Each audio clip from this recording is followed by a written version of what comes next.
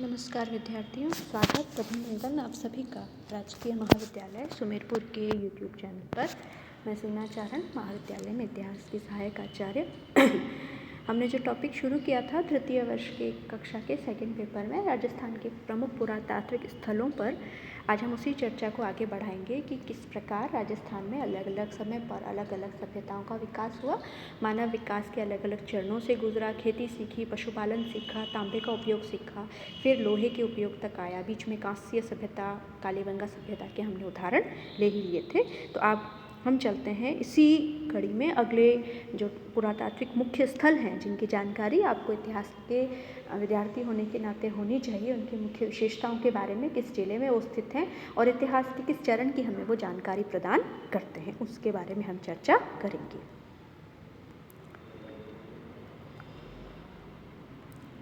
सबसे पहले सभ्यता के जिस स्थल की मैं बात कर रही हूँ वो मरुस्थल में आया हुआ है तिलवाड़ा, जो कि बाड़मेर में लूणी नदी के किनारे स्थित है।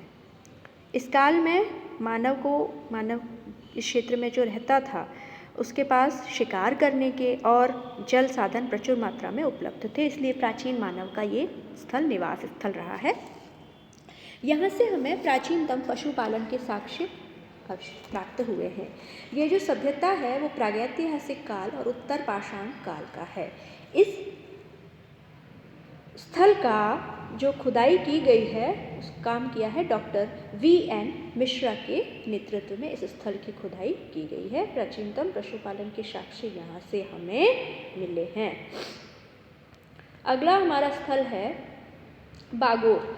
चित्र में आप जो हैं पाषाणकालीन उपकरण देख ही रहे हैं। सबसे पहले हम आ जाते हैं किस जिले में अवस्थित है। ये भीलवाड़ा जिले में कोठारी नदी के किनारे स्थल अवस्थित है। 1967 से 69 के बीच में इस क्षेत्र का उत्खनन डॉक्टर V.N. मिश्रा और जर्मनी के डॉक्टर L.S. लेशनिक ने किया है। यहाँ से भारत के प्राचीनतम पशुपालन के साक्ष्य मिले हैं। पाषाण युगीन सभ्यताओं में भारत में अगर कहें सबसे अधिक संपन्न तो बागोर का नाम सर्वप्रथम हमारे दिमाग में आता है। यहाँ लगभग 14 प्रकार के कृषि यंत्रों के अवशेष मिले हैं जो कि सबसे अधिक हैं। इस कारण बागोर को आदिम संस्कृति का संग्रहालय भी कहा जाता है। इसके अलावा बागोर से मछली मारने के, शिकार करने के, चमड़े सिलने के और छेद निकालने के औजार भी मिले हैं। औजार आप देख ही रहे हैं। यहाँ के लोग स्वास्तिक चिन्ह का प्रयोग वास्तु दोष निवारण में किया करते थे। बागोर से जो उत्खनन किया गया है उनमें स्थानों को महासतियों का टीला कहा जाता है। इस सभ्यता का जो पहला स्तर है वो मनुष्य के आखिर जीवन का, जब वो शिकार पर ही निर्भर था। द्वितीय स्तर पशुपालन के और तृतीय स्तर कृषि अवस्था की तरफ अग्रसर होने का सूचक है, यानी शिकार से पशुपालन और धीरे धीरे कृषि के स्तर तक पहुंचता हुआ आधुनिक मानव।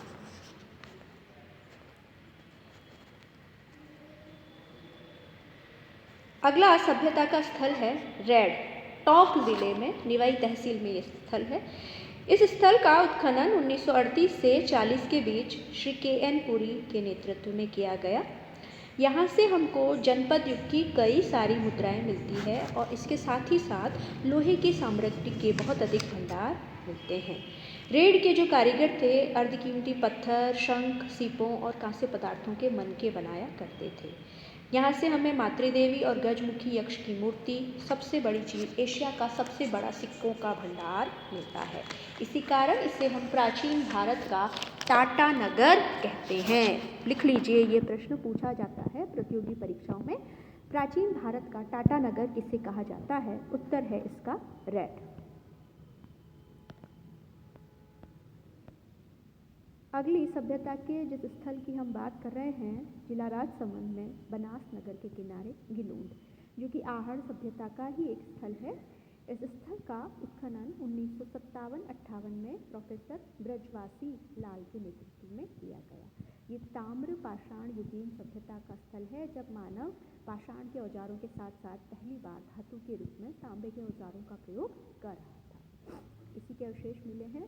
यहाँ पक्की ईंटों के बने मकान हैं जिन पर चूने का प्लास्टर किया गया है।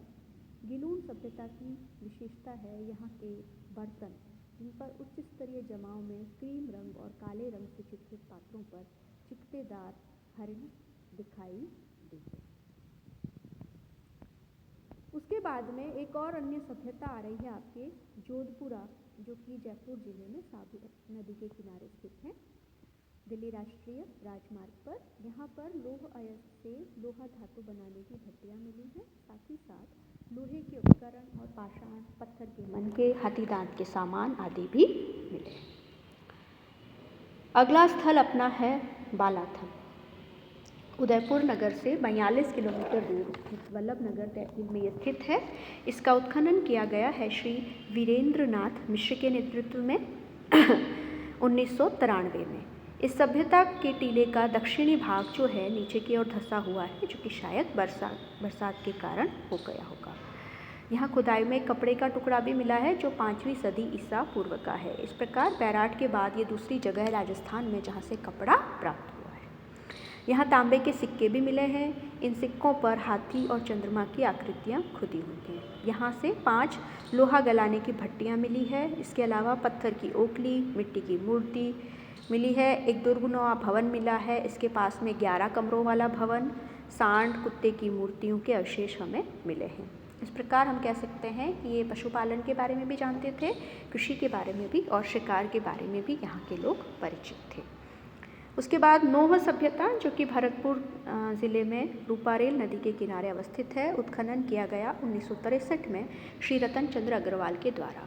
यहाँ से हमें बहुत 1.5 मीटर ऊंची यक्ष की मूर्ति मिली है, जो शककालीन है। शकों का जब शासन था भारत में, यहाँ महाभारत कालीन और लोहकालीन संस्कृति के अवशेष मिले हैं।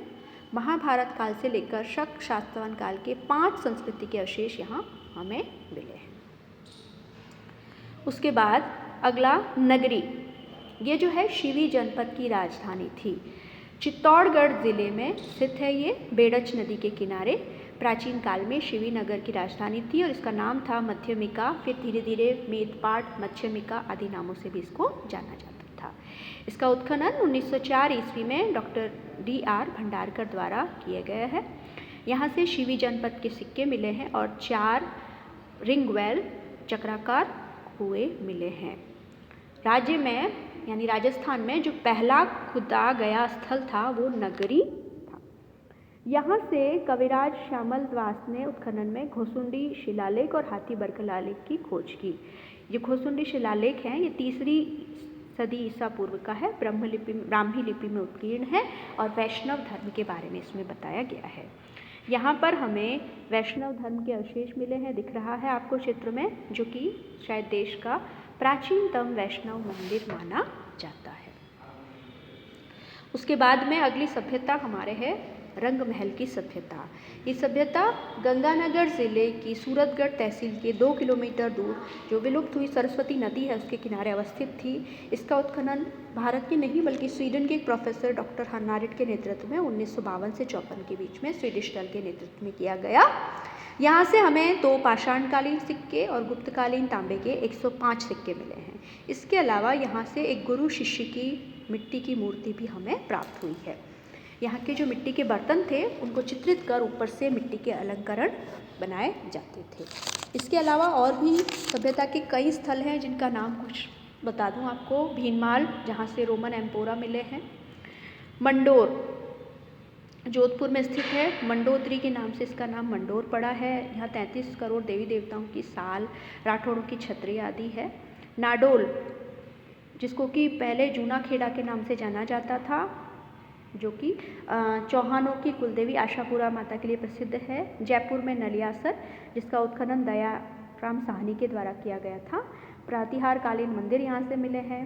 नागौर में कुराड़ा, जहाँ से हमें कई सारे औजार मिले, इस कारण इसे औजारों की नगरी भी कहते हैं। झुंझुनू में सुनारी, जहाँ से लोहा गलाने की भट्टियाँ मिली हैं। भरतपुर में मलाह, जहाँ से तांबे का हरपून मिला है।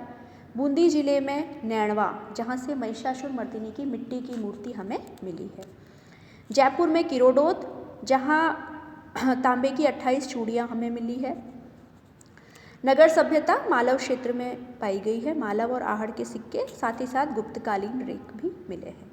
गरदड़ा, जो कि पाषाणकालीन स्थल है, छाजा नदी के किनारे बूंदी ज़िले में है, जहाँ से हमें शैल चित्र, गुफाओं में जो चित्र आदि पाषाण युगीन मानव अपने विश्राम काल में बनाया करता था, उसके बयाना या श्रीपंत सभ्यता, जहाँ से हमें गुप्तकालीन सिक्के और नील की खेती के साक्ष्य मिले।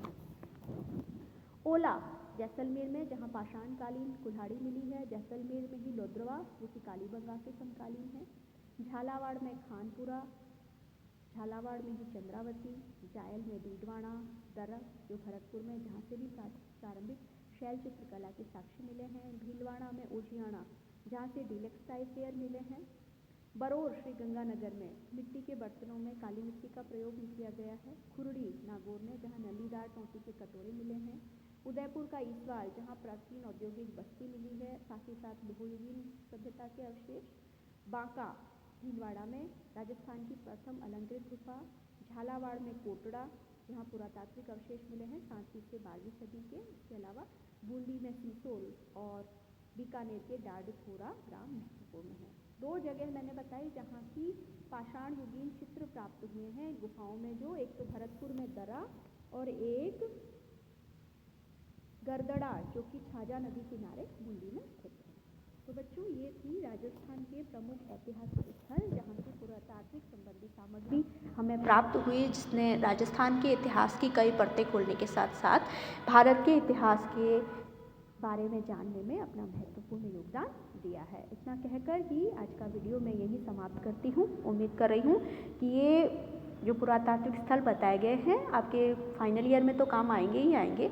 भविष्य में जब भी आप प्रतियोगी परीक्षाएं देंगे तब बेसिक आपके दिमाग में पहले से ही क्लियर रहेगा और आपके लिए फ़ायदेमंद ये वीडियो रहेगा। धन्यवाद।